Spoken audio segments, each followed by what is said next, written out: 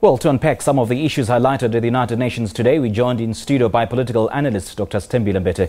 A very good evening to you, Ms. Mbete. Thank you so much for joining us and welcome. Thank you very much for having me here. Anything new, anything groundbreaking, anything significant from President Ramaphosa's speech? Well, I think one of the things that was a key takeaway from the speech is how much he tried to ground his analysis of the global environment and of what South Africa's foreign policy will be in the domestic context. So speaking very much about the major policy issues that we're dealing with in South Africa internally at the moment. So land reform, speaking about efforts to revive the economy and to make it more inclusive, speaking also of South Africa's efforts to really include youth and women into policy making. So he called the current era that we're in the age of youth, spoke about how over 50% of people in the world are under the age of 30, and that's 2/3 on the African continent. And so really spoke about how South Africa will be trying to ground its efforts internationally in including more youth and women into decision-making, peacekeeping, and into different conflict resolution issues. So I think that what was really key with this speech is how much it seemed to be wanting to link the international issues to domestic issues and to also not have a separation between domestic policy concerns and domestic policy imperatives and international concerns. Are you perhaps happy, though? Did he do enough in selling the South African story? Did he put across all the issues that he had to at the UN? Well, I think certainly what he would have been aware of and conscious of with this speech was the need to settle investment jitters and the sense from international investors that things are not quite right with the South African economy and with the political environment, particularly around uncertainty with the process on land reform.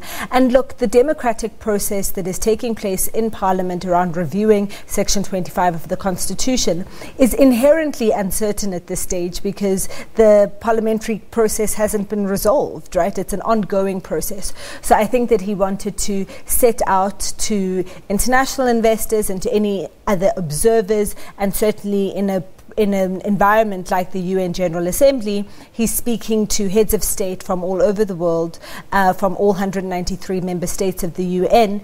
And so to really show to them that the process that is underway is a controlled process. It's one that is consistent with the rule of law. It is one that is consistent with our constitutional order. So it's not some disorderly process as it has been portrayed in some international media in the past few months. And so that's the first thing that he would have wanted to secure. And then secondly, to show himself as somebody that is in charge and in control of the country's economy, but also that is in charge and in control of the different policy debates that are taking place in the country right now. And then thirdly, to show himself and to show South Africa as really being located in the continent. So he spoke about the African Free Trade Area. He spoke about the need to deal with intractable conflicts on the continent, spoke about Agenda 2063 and the goal of silencing guns in Africa by 2020. And so really bringing the light back, the spotlight back to the African continent as the center of South African foreign policy, which there's been some question about in the past few years. Did he present the economic projections with so much conviction at the United Nations? I mean, for instance, Fitch is not so convinced with the stimulus package that it presented a few days ago. Certainly the difficulty that he would have faced is that the United Nations General Assembly is not an economic forum. And so it is not a place to go into a great deal of detail about how one would want to deal with economic issues, deal with the recession, stimulate manufacturing, etc. And so he had to speak about that in general terms and also grounding it within the concern and within the theme of this year's UN General Assembly, which is peace. And so he was limited really in his ability to provide a whole lot of detail on the economy because that isn't the platform for it. But I think that what he would have wanted to do was to speak in generality as somebody that is in control of the story of what is happening in South Africa, but certainly also in control of the economic levers. And there were points during his delivery where it seemed a bit uncertain, where he wasn't really speaking as somebody that was completely confident about owning his space. I think that the contrast with President of the United States, Donald Trump, who, although is saying things that many people disagree with and that at some point sound nonsensical, is saying it with a great deal of conviction. Yeah. And so President Ramaphosa wasn't as strong in some of his statements perhaps as he could have been in order to generate confidence from the people that he would have wanted to generate it from. And he seemed a bit nervous, and I mean that's also understandable, speaking at a forum like that. But I do think that his speech in terms of the areas of focus on trying to clarify domestic policy, but also focusing on South Africa's view of African conflicts, African development, I think would certainly have landed well with the kinds of people that he would have wanting to speak to, and the people that he will be speaking to on the sidelines of the General Assembly this week. Now, Sithembile, as is customary, every South African leader always raises the name of Mandela whenever they address an international platform. So moving forward, will the Mandela card work South Africa without Mandela? Well, look, certainly this year, given that there's the Mandela-themed Peace Summit, the next decade from 2019 to 2028, I think, has been themed and named a decade of peace in the name of Nelson Mandela. So given that this year's General Assembly really is all about celebrating and honouring his legacy, it is understandable that President Ramaphosa would have evoked his name so much. Given that it's also his 100th birthday, the centenary of Mandela's birth. We know that yesterday the statue was unveiled in front of the General Assembly, and you know the symbolism of that is that all policymakers, leaders that go into the General Assembly must see Nelson Mandela, and the statue is based on him after his first speech at the General Assembly. So he stood and, you know, thanked everybody. And really that all leaders that go into the General Assembly from now on will look at that statue of Nelson Mandela and be reminded of statesmanship and of who they really should be as selfless leaders of the world and of the international community. So I think that, you know, certainly this year, there was no way that President Ramaphosa could avoid any reference to Nelson Mandela because of the theme of this year's General Assembly. And unveiling that statue, of course, was quite a defining moment for South Africa. I mean, as a reminder of South Africa's commitment to, you know, to serving the interests of the people. Indeed, and let's not forget that the 18th of July, Nelson Mandela's birthday as Mandela Day, is not only a South African a day that is commemorated in South Africa. It has been designated as a day officially by the United Nations itself.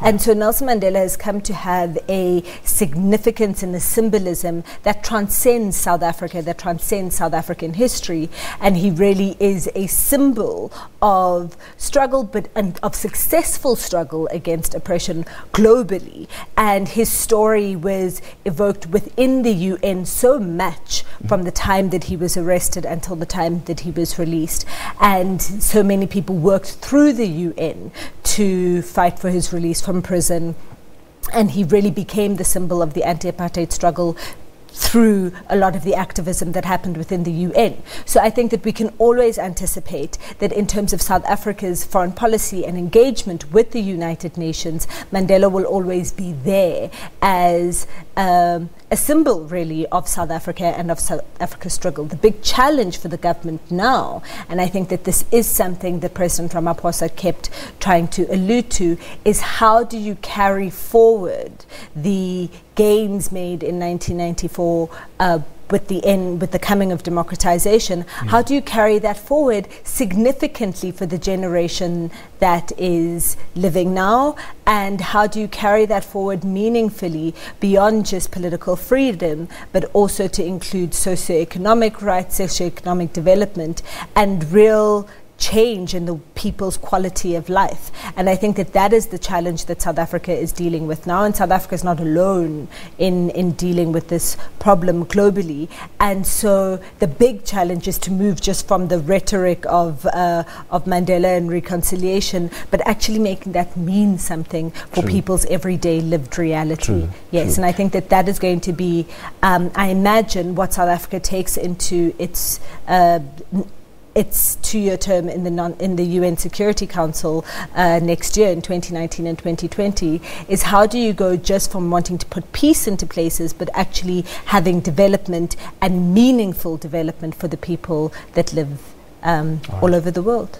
Yesterday, President Ramaphosa addressed the Council on Foreign Relations, and he answered very difficult questions, particularly one from a civil rights activist, Reverend Jesse Jackson, who asked, how long will the peace prevail in South Africa without the land debate being addressed? I mean, and one of the most anticipated meetings was perhaps between President Ramaphosa and US President Donald Trump with regards to his contentious tweets about the land question in South Africa and about what he calls the farm killings in South Africa. But then he downgraded, as it were, that meeting to be between the Foreign Affairs Minister, Lindiwe Sisulu, and of course the US Secretary of State, Mark Pompeo. Should we read anything into downgrading that meeting from what we expected to be a presidential meeting between the two leaders?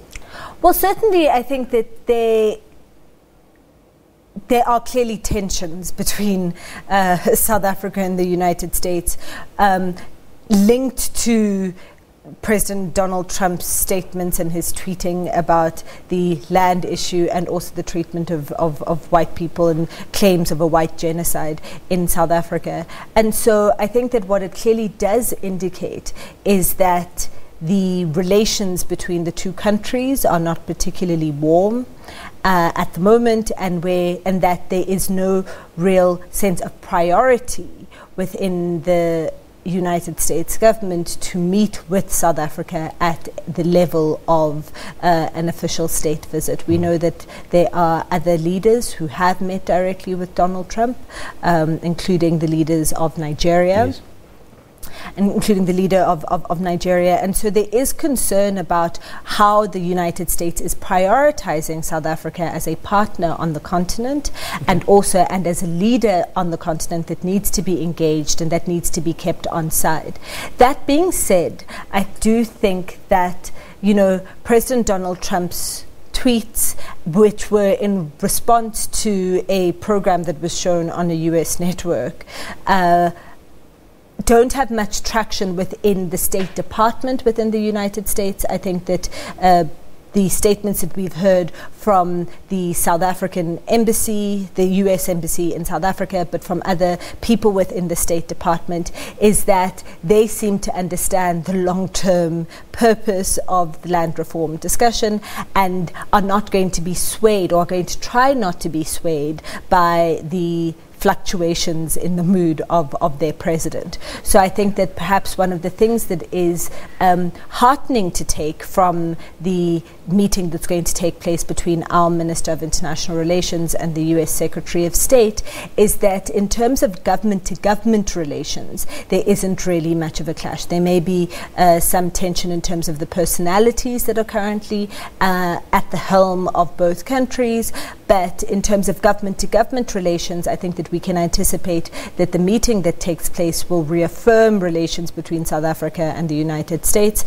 and try to put in place some sort of foundation for continuing it and for strengthening it, because the countries do cooperate so much in a whole number of areas militarily, and in other areas of peace and security on the continent. And having said that, would I be correct then to say that there is some sort of common ground when it comes to foreign policy between the two countries? I mean, in relation to the International Criminal Court. For instance, on the one hand, we've seen South Africa's stance with regards to the ICC, pulling out of the ICC, and on the other hand, we heard Donald Trump earlier on saying that he actually threatened to cut funding to the ICC, saying that it lacks legitimacy?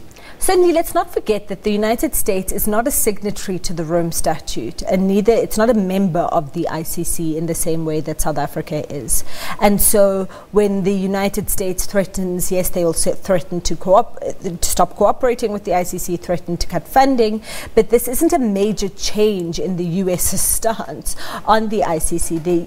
The United States has chosen not to be a signatory and has not ratified the Rome Statute, and has chosen not to subject its sovereignty to the ICC, and that has been its position since the court was established in 2002.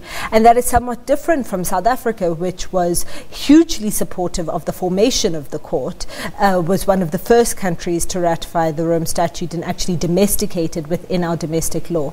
And we've heard from Minister Sisulu in the past few days that the issue on South Africa remaining part of the ICC is still under review, and it's still under discussion, that there are still issues that that South Africa is unhappy with in terms of the ICC and its apparent bias against African leaders, but also the relations between the ICC and the United Nations Security Council, but those are issues of ongoing engagement.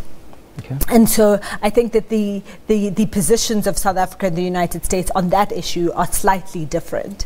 And we will see if the United States really follows through with its threat to stop supporting the ICC at all. And perhaps, I stand to be corrected, perhaps the superstar at the UN General Assembly is Donald Trump himself. We've seen a couple of hours ago bragging that his administration had achieved the most than the previous administrations. It achieved all that they had to achieve within 2 years. I mean, what does that tell you about President Donald Trump? And he also, I want to engage you as well about the bromance between himself and Kim Jong-un. Just not so long ago, he called him a little rocket man, but now he called him Chairperson Kim. What does that tell you about him and the kind of power that he wields on the international stage?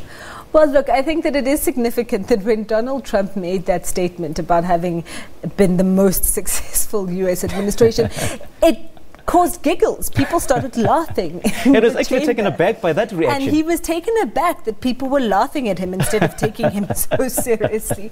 So I think that does indicate the amount of respect, really, that some of these statements that he makes wield on the international stage. And I think that one of the things that we have seen from President Trump in the past 2 years is how changeable he is and how unpredictable he is in his different foreign policy stances.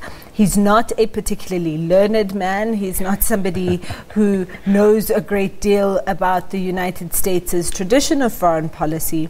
And so his positions change from day to day according to what he's seeing on American network television and according to what he is responding to from at any point. So, and you've seen that in his position towards the leadership of North Korea, where the threats that he was giving 2 years ago, now that he feels that Kim has made him look good with this deal with with this rapprochement with South Korea, and it looks like the North Korean situation could be resolved under the Trump presidency. Now Trump thinks that Kim is the most amazing person and will call him chairperson. And we could anticipate a different view next year if things don't work out with the North Korean deal in the next year. And I think that what that means is that what we have in the American presidency currently is an unpredictable element. All right. And that's always a bit of a concern in international relations.